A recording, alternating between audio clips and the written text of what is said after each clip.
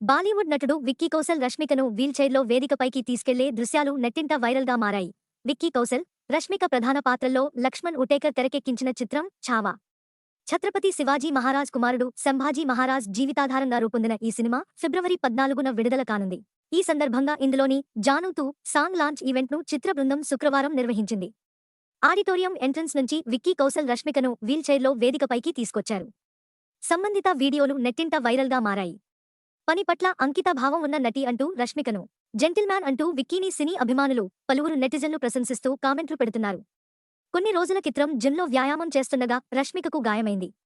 పూర్తిగా కోలుకోకుండానే ఆమె ఈ సినిమా ప్రచారంలో పాల్గొంటున్నారు. మరోవైపు అందరికీ నమస్కారం, బాగున్నారా? హైదరాబాద్ రావడం చాలా సంతోషంగా ఉంది అని విక్కీ కౌశల్ తెలుగులో మాట్లాడి సందడి చేశారు.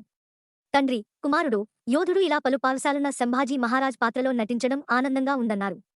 సంగీత దర్శకుడు ఏఆర్ రెహమాన్తో కలిసి పనిచేయాలన్న కల ఈ సినిమాతో నెరవేరిందన్నారు. బెస్ట్ కో యాక్టర్ అంటూ రష్మికను కొనియాడారు.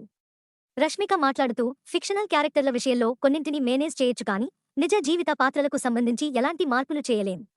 అందుకే మహారాణి యేసుబాయి పాత్ర కోసం చాలా కష్టపడ్డా. నాకు భాష నేర్చుకునేందుకు కొన్ని నెలల సమయం పట్టింది. డబ్బింగ్ బాగా చెప్పావ్ అని విక్కీ చెప్పగానే నా కష్టాన్ని మర్చిపోయా అని పేర్కొన్నారు.